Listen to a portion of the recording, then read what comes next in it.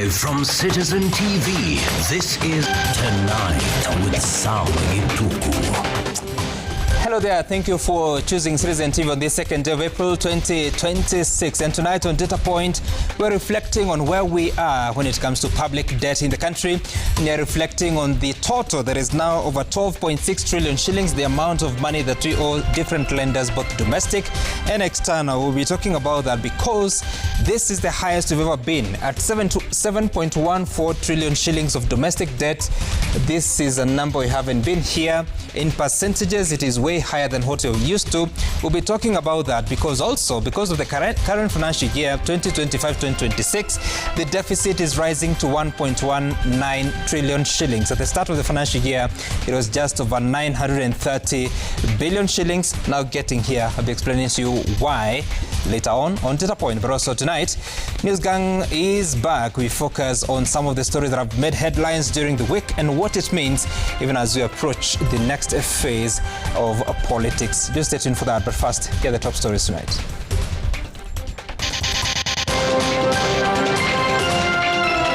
Watu wanaweza kufikiria kwamba watanipigia kelele kidogo ati niwachane na watu ambao wamenifanya nikakuwa rais. Scramble for the Mount Kenya vote. President Ruto fights back in Nyeri a day after former President Kenyatta urged the Central Region to reject his re-election bid. Let's meet in court. Opposition leaders fault government over demolition, threaten court action to stop traders' eviction.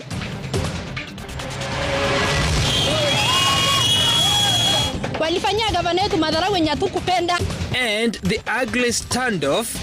Samburu residents protest manhandling of their governor elite as Senate Governor's row threatens to derail devolution.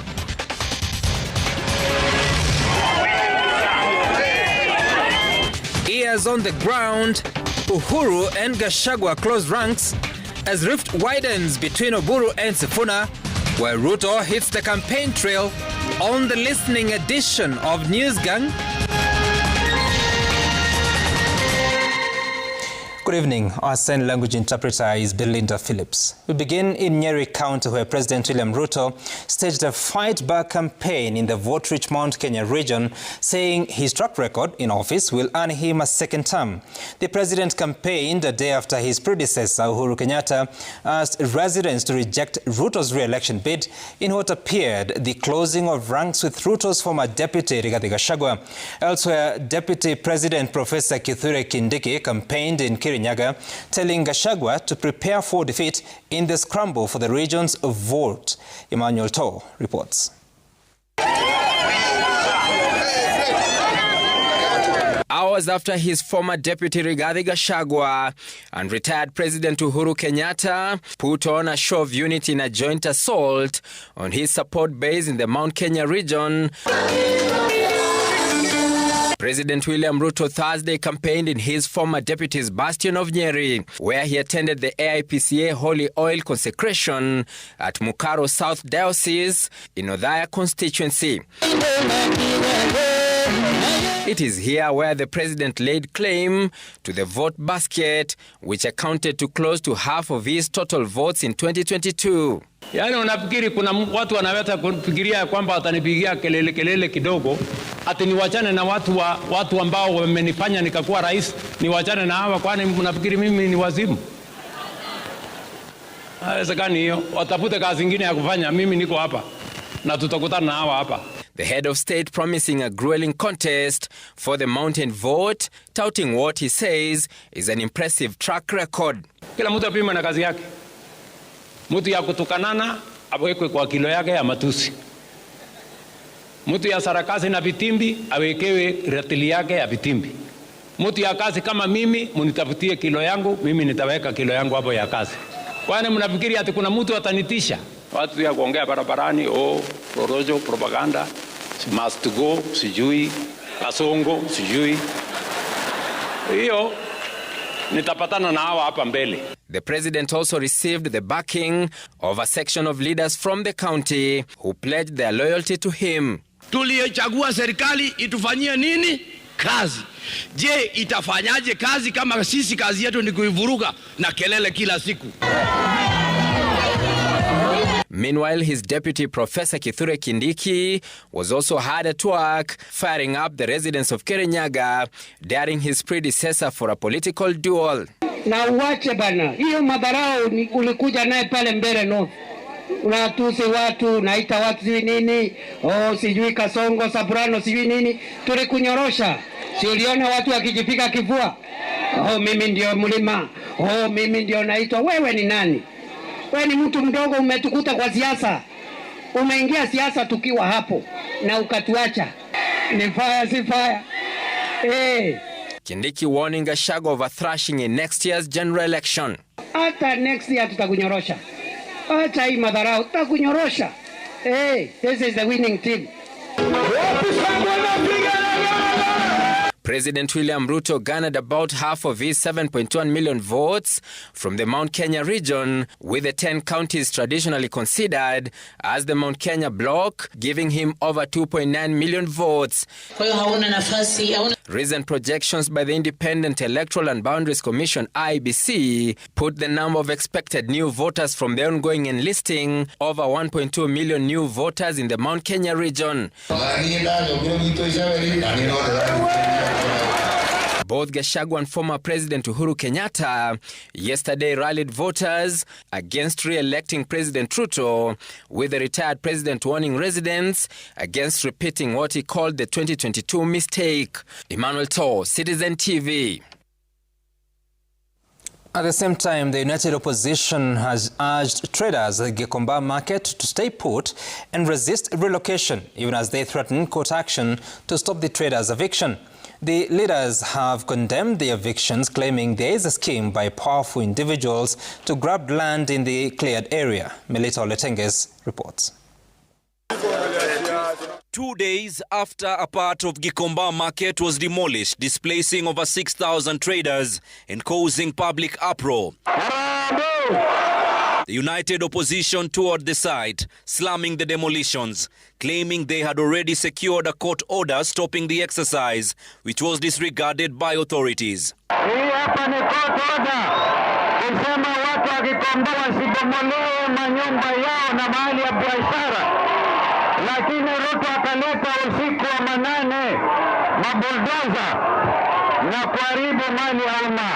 DCP leader Rigathi Gachagua said the move exposes what he termed the Kenya Kwanza administration's agenda to suppress ordinary citizens by forcefully evicting them overnight without regard for their livelihoods. Unaangaisha maasura, unaangaisha kila mtu.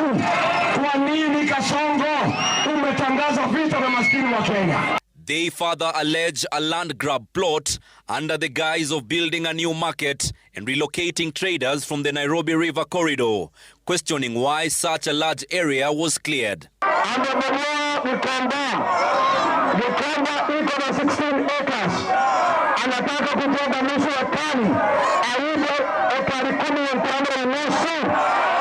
The leaders urge traders to stay put, continue operating, and reject any forced relocation. Watu wa Gikomba, watu wa Nairobi, mufanye kazi yenu kwa bidii vile wao mnafanya, bila mtu yeyote kuwanyanyasa ama kuwabomolea. Sawa sawa? This comes as Nairobi Governor Johnson Sakaja insists the demolitions will proceed as plans for a new market are in motion. Deputy President Kithure Kindiki also warning opposition leaders against politicizing the demolitions. So hiyo kazi lazima itaendelea. Mimi naomba wananchi mtu support kwa kazi hiyo. But unapata mwanasiasa mwenye amepoteza akili anawaambia wasitoke. So as we are not going to look at that issue of politics, we are going to do what is the right thing, which has always been needed to be done. Badala ya kukaa hapo kwa hatari ya mafuriko, kukaa hapo kwa hatari ya moto, wangojee miezi kidogo, tuwajengee soko ya ghorofa 7, wote waingie hapo, soko inakaa kama ya Singapore. Melita Oletenges, Citizen TV. Ni fire si fire. Ni fire si fire. National Treasury Cabinet Secretary John Mbadi now says the government is prepared to cushion Kenyans from possible price hikes in petroleum products by deploying the Price Stabilization Fund. Mbadi, who spoke to National Assembly's Finance and National Planning Committee, assured of sufficient product stocks for the short term, saying consequences from the Middle East conflict are already being felt in some of Kenya's leading exports. Jasmine Omboy has more details. Fuel price surge is fast becoming unavoidable.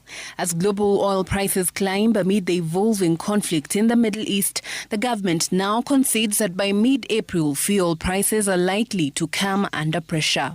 The current fuel pricing cycle, 15th March to 14th April, is not likely to be affected since the product concerned was delivered prior to the Middle East conflict. The government, however, says that about 17 billion shillings currently held in the Stabilization Fund under the Petroleum Development Levy will be deployed to stabilize pump prices and partially shield consumers from sharp increases for the next 3 months. The government is also considering altering the application of VAT on fuel to a fixed amount per unit to keep the prices lower.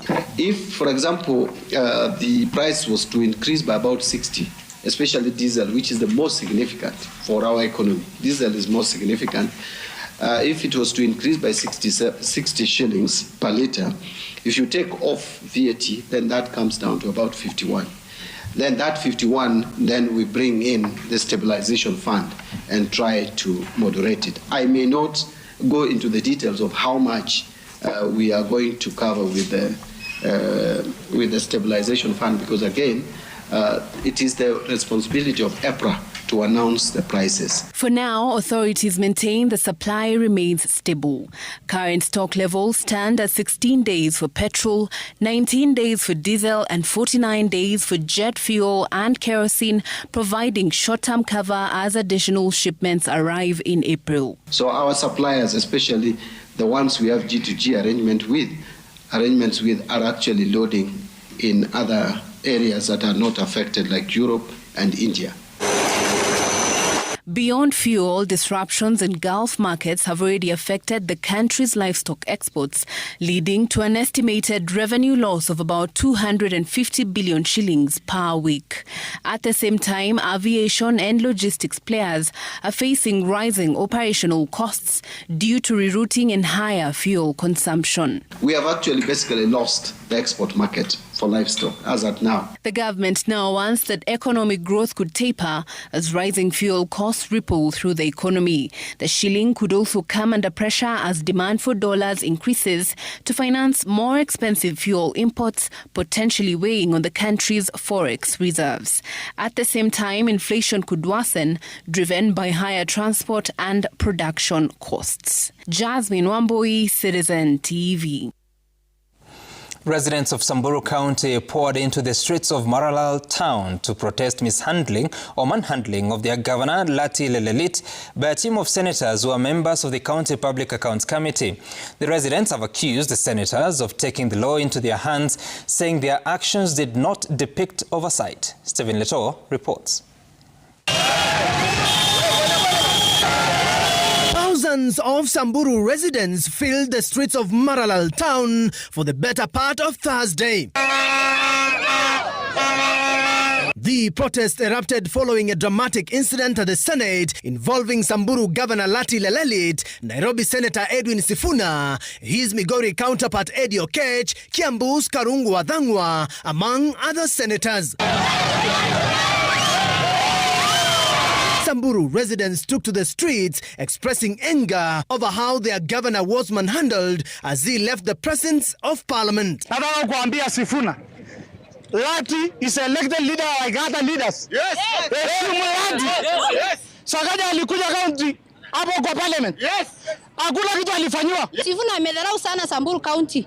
Na tunasema heshimu sana Samburu County. Kwa sababu Samburu County ni kama tu hizo makaunti zingine. Kwa sababu vile nani alikuja jana hapo kwa seneta kama kumshika kibadharau. Walifanyia gavana yetu madharau yenye hatukupenda. Kwa nini gavana yetu kama ni mwizi, kwa nini makaunti zingine si waizi? Aseme pesa gani imeibiwa? Ndio tunataka kujua. Na sisi hatujaona. Sisi ndio yani tunataka gavana yetu ako sawa. Na gavana tutamfanya kazi. Anger in Samburu paralyzing business in the busy town, with protesters blocking the roads, affecting traffic in the northern town. The residents telling of the Nairobi senator who they claim was out to embarrass the Samburu governor. Senators, mimi najua ni senators ni watu wa mwenye wako na respect. Kwa nini jana ulifanya mahibu mbele ya watu? Senators 3 mwenye alikuwa anataka kupigana na Lati.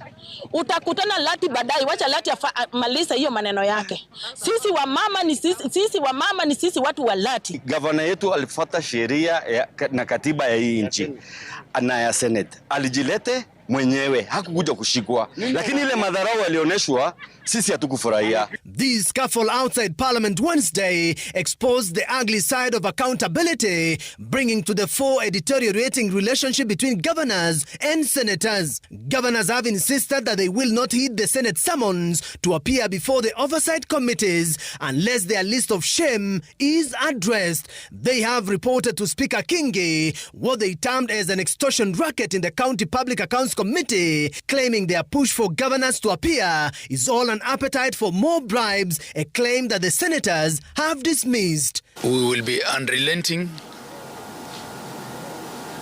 in the pursuit of decency and decorum at the Senate. Stephen Leto, Citizen TV. From Samburu now to Uasin Gishu, chaos erupted in the Kipkaren area of Eldoret City as irate youth demolished several buildings and businesses.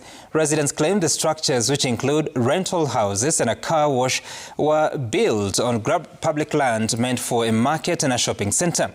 The man, believed to be at the centre of the anger, their very own Kipkenyo ward MCA David Leting, whom they accuse of abusing power to enrich himself. Brenda Wanga reports. The sound of crashing stone and falling timber replaced the usual mid-morning calm in Kipkaren. Residents stand their fury on several buildings they claim stand on land grabbed by the ward representative.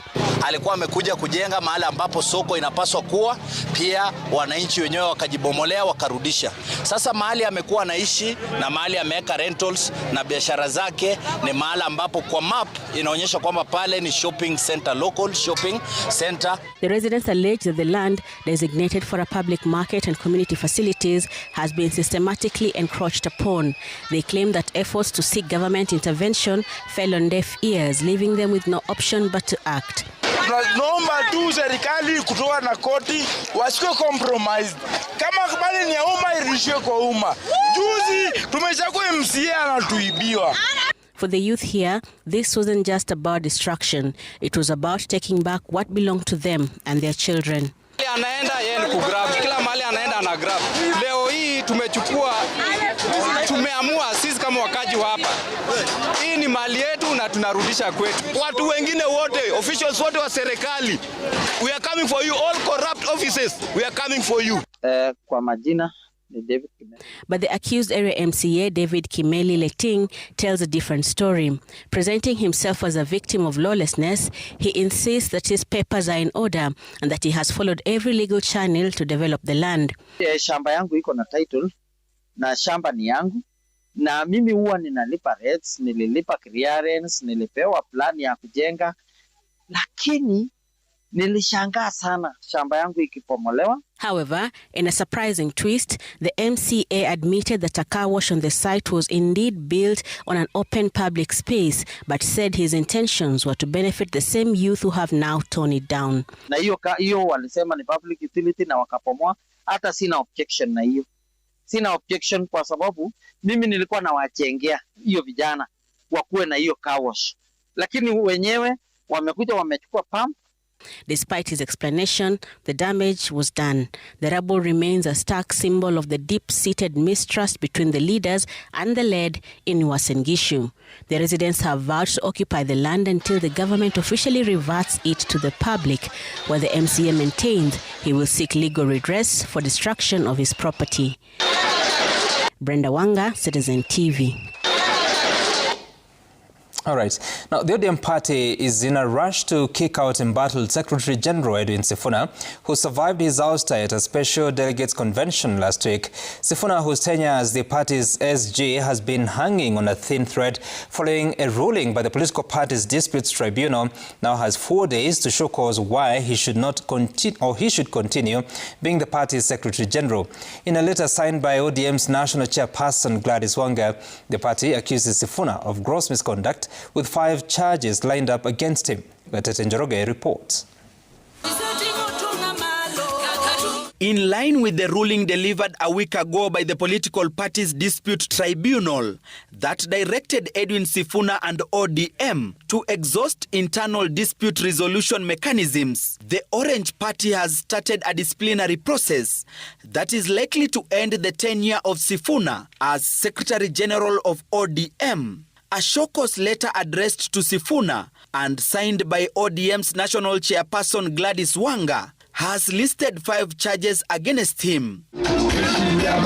Among the charges facing the Nairobi senator, who is leading a parallel group of party legislators under the banner Linda Mwananchi, in contradiction to the party's position, he is accused of publicly declaring that the ODM-UDA MOU was dead, while on Citizen TV The Explainer show on July 22nd, 2025. The other charges are persistent public contradictions of party resolutions, including resolutions of 16th and 27th October and 13th November 2025, further contradictory statements while appearing on media platforms, establishment of parallel and unsanctioned political initiatives, and failure to attend and participate in party meetings, including the Central Committee meeting of January 12, 2026, and NEC meetings of February 11, 2026, and 4th March 2026. The party says Sifuna's conduct amounts to actions prejudicial to the interest, discipline, cohesion and public standing of the party in contravention of Article 11(2)(e) of the ODM party constitution and his obligations as a senior official. The Secretary General has been directed to show cause in writing within 4 days and not later than close of business on April 8th as to why disciplinary action should not be taken against him. It further directs that upon receipt and consideration of his response, he will appear before a duly constituted panel appointed by the National Executive Committee for the hearing and determination of the matter on April 10th. ODM warns that failure to respond within the stipulated period, it will proceed to determine the matter in accordance with the party's constitution and take such action as it deems appropriate. The letter comes just a day after Sifuna, through his lawyer, proposed appointment of 3 senior counsels as arbitrators to adjudicate on the dispute. The Orange Party has dismissed Sifuna's proposal for arbitration under Article 88 of the party constitution, saying it can only be applicable after an IDRM process. Gatete Njoroge, Citizen TV, Nairobi. Now, more than 130,000 National Police and Kenya Prisons officers have been enlisted in the newly launched Usalama Cover under SHA's Public Officers Medical Scheme Fund. Health Cabinet Secretary Aden Duale and his interior counterpart Kipchumba Murkomen, who presided over the launch, said the move is a major step in advancing the country's universal health coverage to essential service providers. Seth Olale was there. Now, our providers ni wangapi? How many do we have? The unveiling of the Usalama Cover under the Social Health Authority marks the commencement of the long-awaited reforms in the health sector through the Public Officers Medical Scheme Fund. 16 medical centers. Under the scheme, the principal member who is registered with SHA, 1 declared spouse registered with SHA, 5 declared children covered from birth to 21 years or up to 25 years in a full-time post-secondary education, and for any child with disabilities, provided they are registered with the National Council for Persons with Disability and are wholly dependent on the principal member. Anywhere in our country, who will face with an emergency going forward under that fund, the ambulance that will pick will be paid by SHA. He'll be taken to a hospital. The hospital will not ask for a deposit. And any corrupt elements within our ranks, anyone attempting to steal public money meant for healthcare for our officers will be arrested and subjected to the full force of the law. The government sees your daily sacrifices and is committed to protecting your health and well-being and that of your families. We are called upon, therefore, to reciprocate by rendering dignified and patriotic services to the people. You do not have to be sick. Kesho, ukisema nataka kujua blood pressure yangu ni nini. If you go to any of these providers, beyond blood pressure, usema you want to know your mafuta, you want to know if your kidneys are working. Health Cabinet Secretary Aden Duale and his interior counterpart Kipchumba Murkomen castigating former Deputy President Rigathi Gachagua for politicizing SHA. When you say it's going to collapse, you must give scientific evidence and proof. And I have asked for that proof. Nobody is giving me. It is focusing on discouraging Kenyans from seeking good medical care. Our providers. Under the new health scheme, uniformed officers will access medical services from more than 6,000 health facilities nationwide and abroad. The long-awaited launch of the Usalama Health Cover is part and parcel of a wider reform program aimed at dignifying the National Police Service. Seth Olale, Citizen TV, Nairobi County. Now to a story of justice. In Nairobi's Kayole estate, a 38-year-old man, Maina Kariuki, is living with a bullet lodged in his head for 18 years. Despite reporting the life-changing incident, he has never received justice, as our reporter De Francis found out. In a quiet neighborhood in Nairobi's Kayole estate, 38-year-old struggles to go about his daily routine, grateful for life, but constantly reminded of a violent past which shattered his dream and left him paralyzed. Kariuki was caught in an arrest that erupted in his area as he was heading home from manual work in Nairobi's industrial area. Kariuki was struck in the head by a bullet believed to have been discharged by a police officer. Nilikuwa nimehepa hivi. Sinahepa hivi vyenye watu wanahepa. Nilijipataga nimeanguka hivi. Tayari nilikuwa nishapigwa risasi yake. Askari mwenyewe siwezi mkumbuka. Lakini najua ni walikuwa Wakayole police station. Kariuki was rushed to hospital, but surgeons made a difficult decision as removing the bullet posed a greater risk than leaving it in place. Since then, he has been living with it, adapting to a life that changed in an instant. Nimeishi na hii bunduki, risasi kwa kichwa yangu. Tukifika tarehe 14 hii mwezi tumeshika leo, nitakuwa na miaka 18 kwa kichwa yangu. For Kariuki, the journey has not been easy. He is now paralyzed, can no longer work. His mother has been a pillar of strength. He relies on her for everything. Mali hapa nilipigwa risasi ni hapa hivi. Unaweza hata kukuta pia 2 weeks. Bila kupa kama sijaoga juu lazima nisaidiwe. Unashika? His mother, Anna Minanyi Kariuki, shares in his anguish. Mimi najiulizanga maswali mingi kwa roho yangu. Nikikufa kama leo, huyu mtoto wangu atapaki aje? Mpaka naambia Mungu kama nitakufa, atangulie huyu. Ndio mimi na yeye nimfuate. Mimi ni mkimbizi wa kutoka Naroko. Tulinyang'anywa mashamba. Hatuna mbele wala nyuma. The family's single room serves as their bedroom, kitchen and living space. Kwanza wakuje hii kitu yao iko hapa. Ni hata sasa uambie vizuri sana, nimechoka kukaa na lidhe yao kwa kichwa. Maina wonders why the victims of 2017 protest are prioritized while survivors of police brutality in the past, especially the 2007-2008 violence, remain forgotten.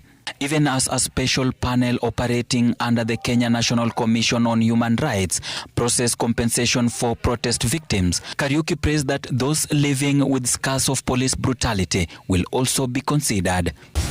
Waanze na sisi, kwanza sisi wenyewe ndio wenyewe tumekaba walai. Kama mimi mwenyewe nimeishi na hizi scratches for 18 years. Maina wanted to be a journalist, but he can no longer perform the duty of a journalist because he is paralyzed as we speak. Maina can no longer take care of his 2 children, but he hopes as the government plans to compensate victims of protest of 2017 to 2025, also the government should also consider victims of 2007-2008. Ode Francis, Citizen TV, Maana, Matopeni, Nairobi County. All right, and we hope that Kariuki will find justice. With that story, coming to the first break. When we come back, we have a data point that is looking at the state of public debt. Stay tuned for that.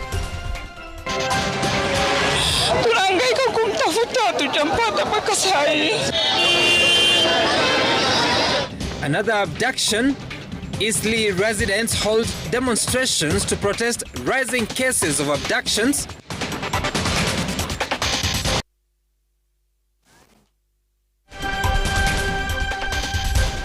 All right, welcome back. You're still watching Tonight, and it's time for data points as we reflect on the state of the public debt in the country.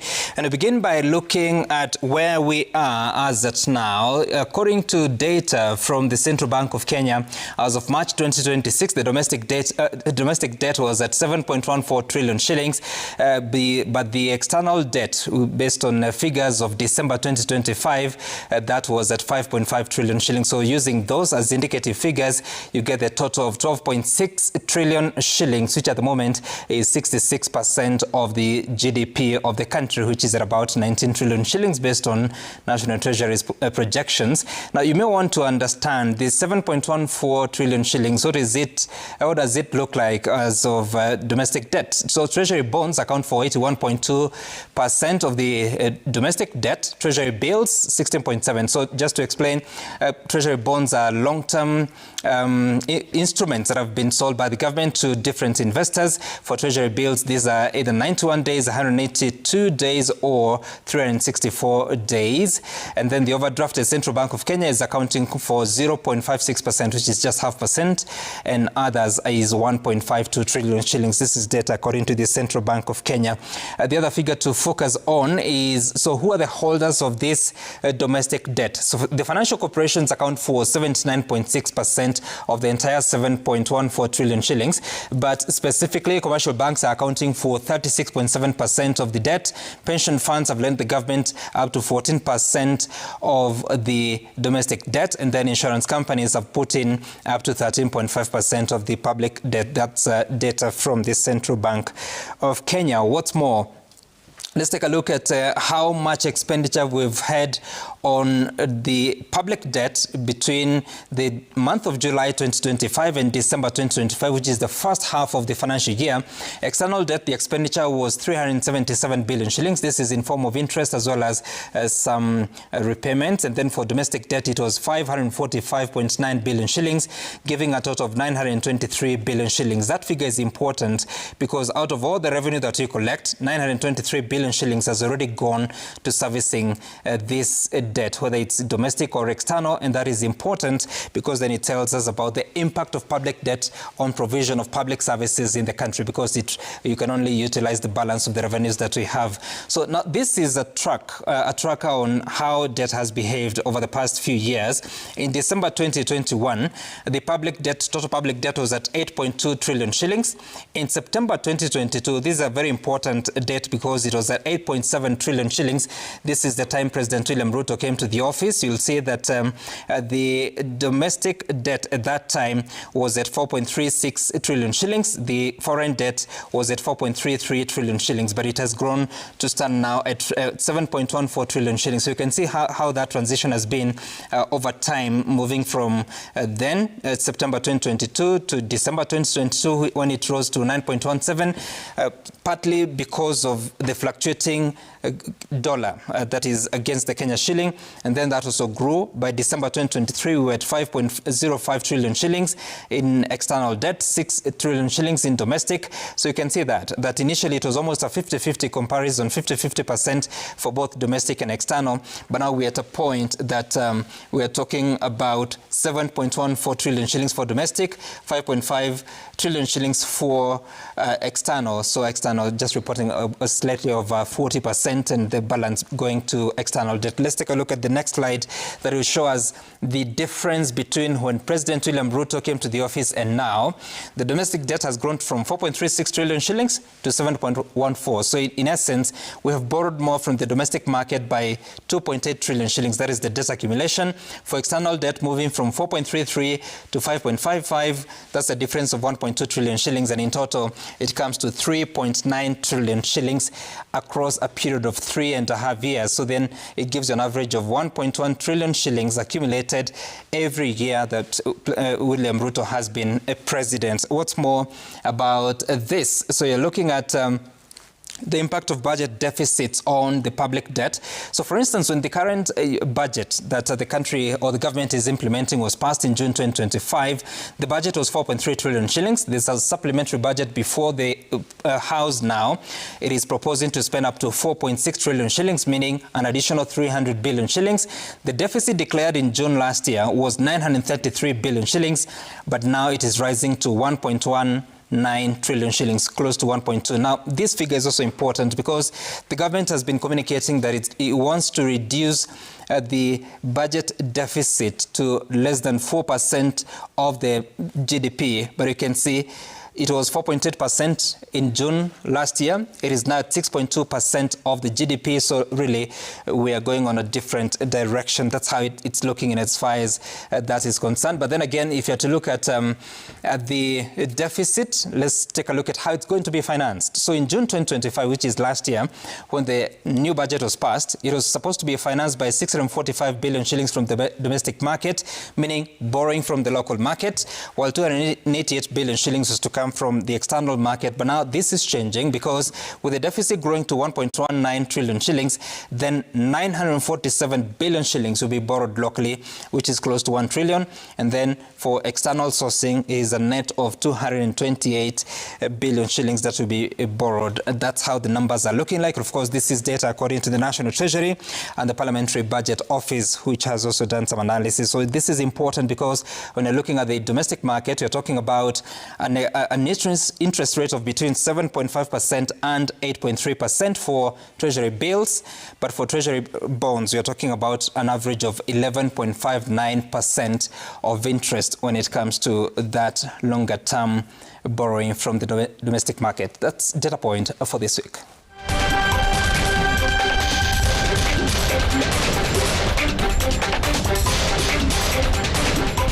And now to another story. Business came to a standstill in Nairobi's Eastleigh estate as locals and business community staged street protests against rising cases of abductions.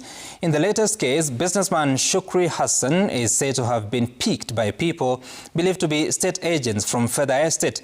And as Franklin Wala now reports, Interior Cabinet Secretary Kipchumba Murkomen says a special team has been constituted to probe growing cases of abductions targeting businessmen in Eastleigh. These were scenes along the busy Eastleigh streets. Traders, residents and family of businessman Shukri Hassan took to the streets on Thursday. With the placards and in solidarity, they demanded for the whereabouts of the businessman believed to have been picked by state agents on Saturday evening. It is alleged Shukri Hassan was taken by armed individuals who were driving a black Prado while within Fedha Estate in Pipeline. His alleged abduction was captured by surveillance cameras as the men in plain clothes handcuffed him and drove away with the 33-year-old businessman never to be seen again.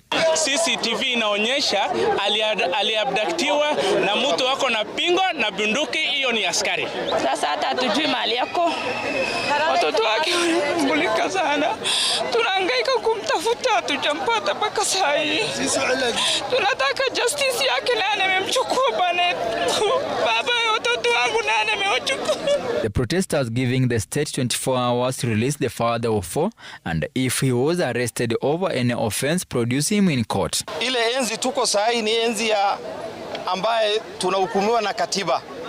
So tunaomba tafadhali, kama iko kesi yote ambaye anashtakiwa nayo, kama iko kitengo chochote cha serikali nitaka kumshtaki, imlete kotini na wajibike kwa koti. Mochari zote za Nairobi hapa tumemtafuta, hatumpati.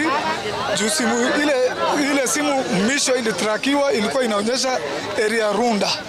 Tulienda mpaka Kiambu police station, tulimkosa, tukaenda mochari, tukamkosa. Even as the family continues with the search for their kin, Interior CS Kipchumba Murkomen says a special DCI unit has been constituted to probe the growing cases of abduction within the busy estate. Director of Criminal Investigation carrying out robust investigations onto all cases of complaints and alleged abductions in Eastleigh. We also have cases where complaints are related to people who are non-Kenyans and sometimes they're foreigners, some of them are complaining because we have deported them back to their own countries, and unfortunately they have no recourse to Kenyan law because they are here as illegally as aliens. Shukri becomes the 5th victim to have been abducted within Eastleigh in the last 1 month. Franklin Wala, Citizen TV. Now, Wimwaro FM, a leading vernacular radio station broadcasting in Embu and Bere dialects, today celebrated 18 years since its launch in March 2008. Wimwaro FM has grown into a trusted voice within the Embu and Bere communities, earning widespread recognition for its role in informing, educating and entertaining its audience. Speaking during the celebrations, Bere North Member of Parliament, Leo Muthende, praised the station for its role in enlightening the community and commended its founder, SK Macharia, for creating a platform that amplifies the voices of the Embu and Bere people.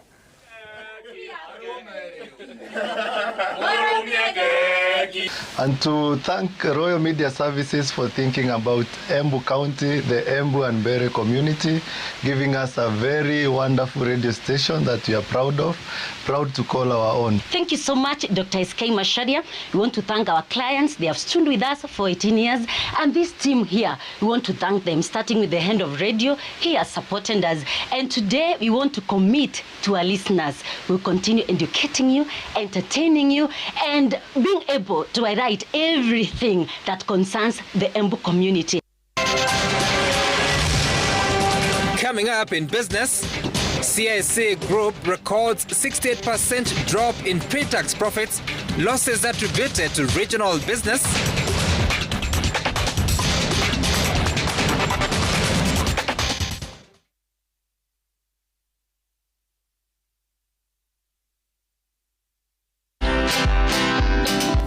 And there was no single interest. Highlighted the contradiction on the continent where a vast pool of capital exists but is not creating enough jobs. According to the Africa Forum CEO, institutional capital, particularly from pension funds, has grown steadily over the past decade but has not been deployed to sectors that may result in job creation.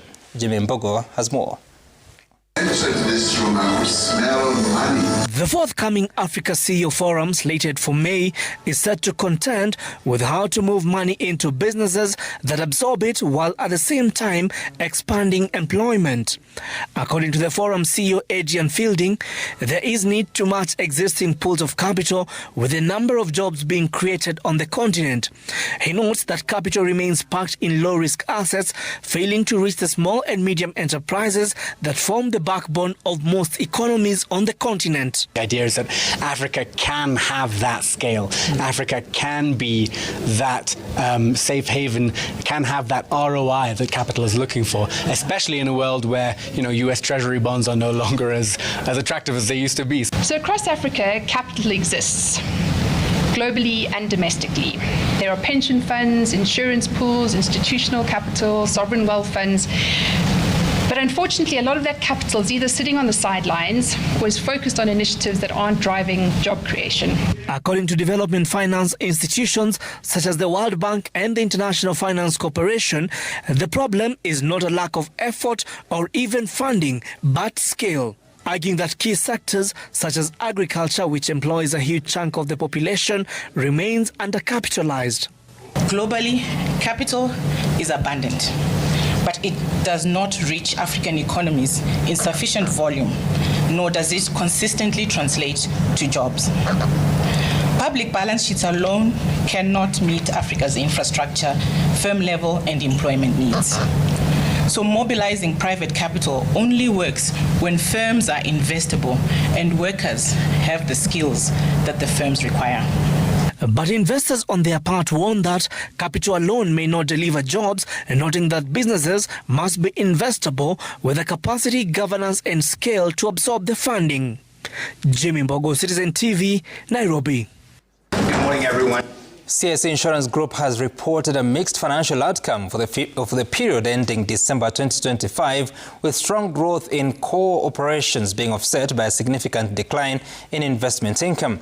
In the period under review, the underwriter saw insurance revenue grow by 12% to 29.5 billion shillings, signaling steady expansion in underwriting business and sustained demand across its product lines. Jimmy Mbogo returns with that. In the financial year ending December 2025, insurance firm CIC saw its investment income revenue take a hit of 30% to drop to 6.2 billion shillings for the full year, while the insurance business saw a 12% increase in revenue to close the year at 29.5 billion shillings, reflecting a steady expansion in underwriting business. Further, the underwriter posted a 17% growth in assets to 72.7 billion shillings, while assets under management increased by 28% to close the year at 195 billion shillings. This saw the underwriter's pre-tax profit stand at 1.25 billion shillings, down from the 3.9 billion shillings recorded in 2024. The underwriter attributing the decline to regional businesses. Persistent inflation and high interest rates continue to impact disposable income, savings behavior, and insurance uptake.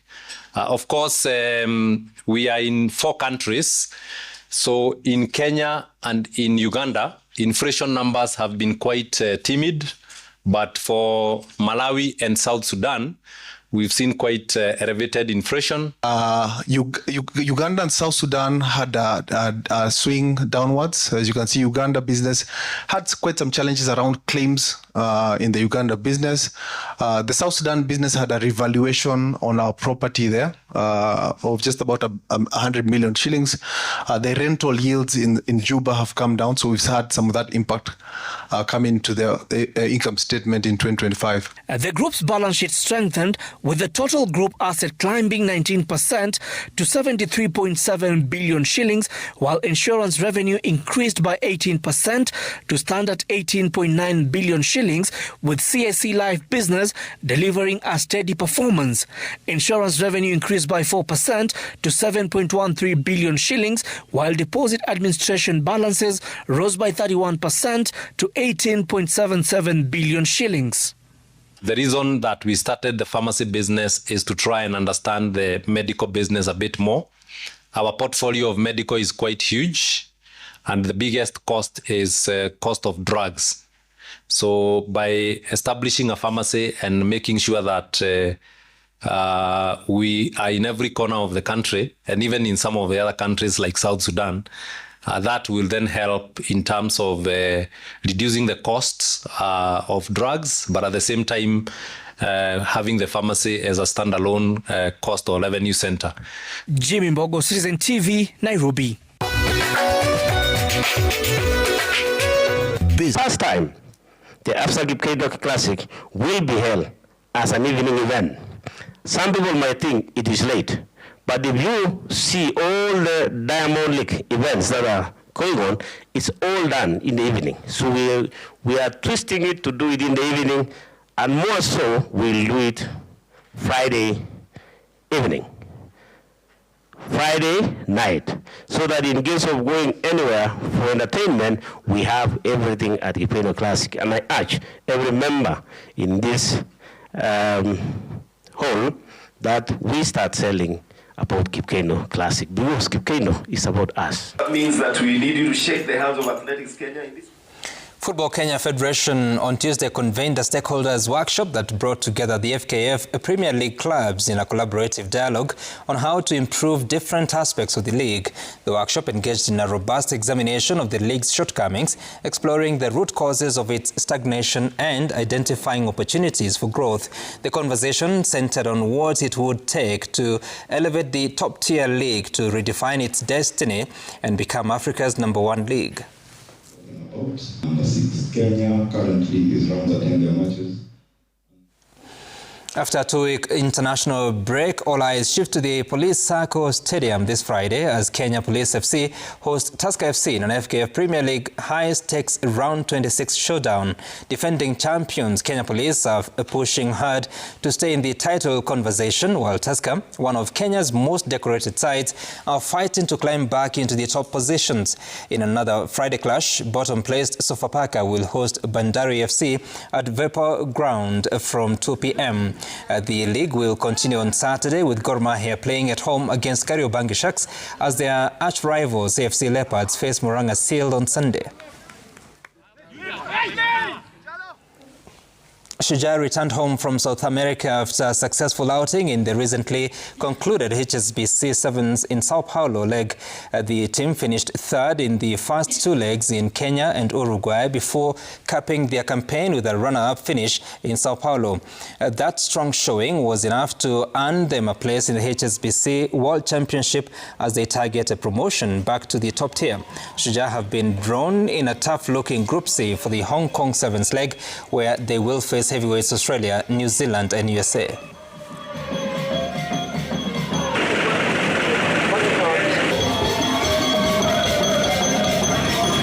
What we're working on ni vitu zitu let down at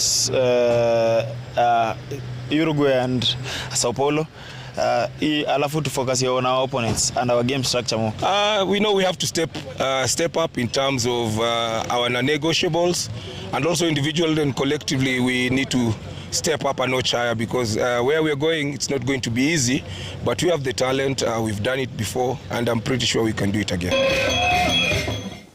And finally, SportsBiz Africa has announced the return of its flagship international golf tournament, with its second edition scheduled for 10th to 13th September 2026 at the Kigali Golf Resort and Villa.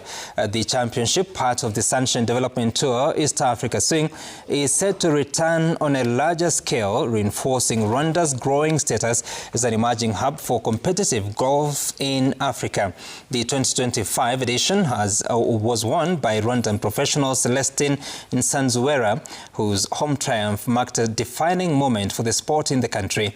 The 2026 edition is expected to attract over 150 professional and amateur players from across Africa and beyond, further elevating the tournament's competitiveness and reach.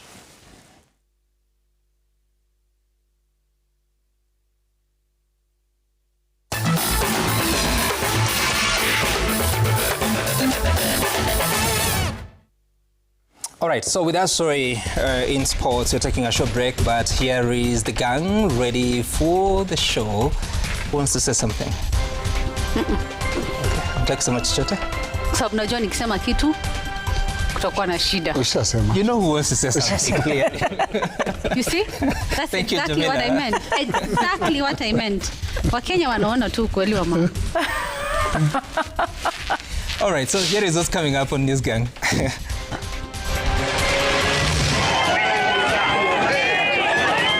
Ears on the ground, Uhuru and Gachagua close ranks as rift widens between Oburu and Sifuna, where Ruto hits the campaign trail on the listening edition of News Gang.